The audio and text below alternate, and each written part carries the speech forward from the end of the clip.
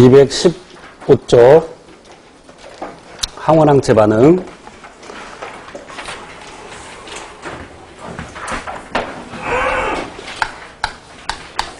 내 몸을 구성하고 있는 물질을 셀프, 자기라고 합니다.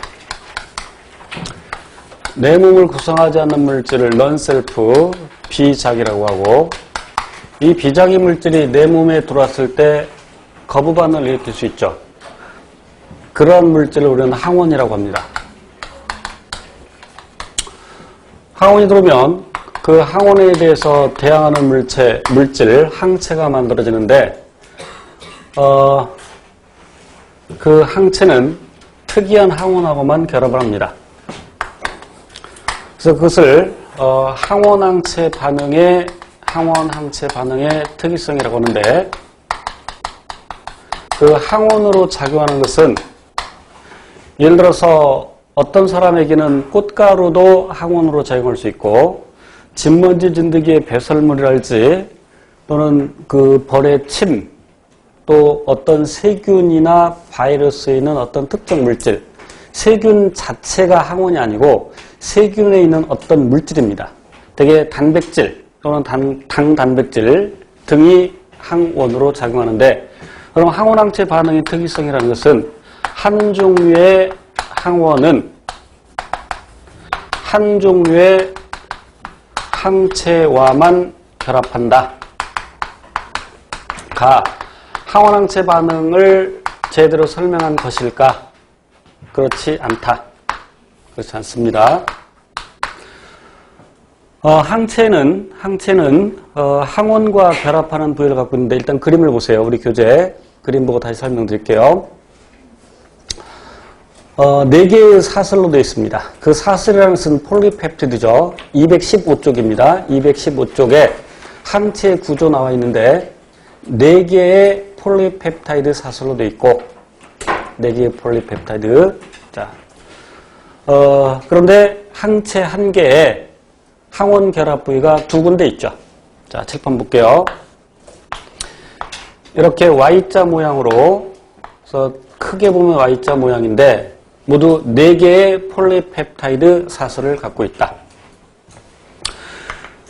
폴리펩타이드가 긴 것이 더 무겁겠죠. 그래서 긴 것을 중쇄, 무거울 중자를 써서 중쇄라고 하고, 짧은 것 2개를 가벼울 경자를 써서 경쇄라고 합니다.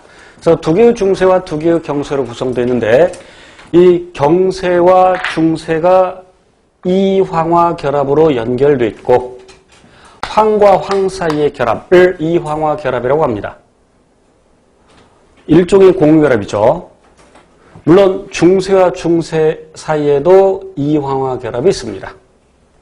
그리고 항원 결합 부위는 여기에 있습니다. 여기에. 근데 그 항원 결합 부위가 항체의 종류에 따라 다릅니다.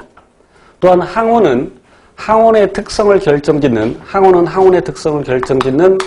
항원 결정기라는 것을 갖고 있는데, 항원 결정기를 영어로 에피톱이라고 합니다. 에피톱. 그러니까 특정 에피톱과 특이하게 결합할 수 있는 항원 결합 부위가 여기입니다. 그런데 항체의 종류에 따라서 이 모양이 다릅니다. 이게 V자 모양으로 된 것도 있고, 이런 모양으로 된 것도 있고. 자, 그러니까 하나만 더 그래서 설명드리면, 이렇게 이황화 결합 있고, 이렇게 생긴 것들도 있고, 물론 2개가 항체 한 개에 2개의 항원 결합 부위가 있을 때 2개는 똑같습니다. 그런데 이 종류가 매우 다양합니다. 매우. 그래서 항체가 대략 수백만 종류가 됩니다. 자, 그런데 그 항체의 구조를 더 보면 요만큼을 V 영역 또는 VV, 요만큼을 C 영역 또는 CV. 그래서 V라는 것은 variable, 다양한. 그 중에서도 이 항원 결합 부위가 다양하다는 뜻이죠. C 영역의 C는 constant, 변하지 않는, 불변해, 이런 뜻이죠. 그러면 한 종류의 항원은 한 종류의 항체만 결합한다?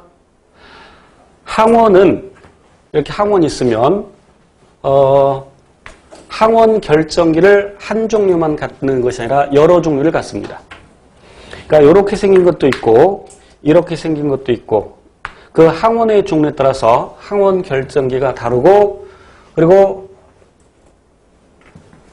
이러한 것들이 서로 다양하게 종류에 따라서 그리고 제가 각 항원 결정기를 한 개씩만 그렸지만 실은 이렇게 생긴 것이 여러 군데 있습니다. 이렇게 생긴 것도 여러 개가 있고 자 그러면 이런 항원이 들어왔을 때 우리 몸에 상체가 만들어져서 대략 그러면 이렇게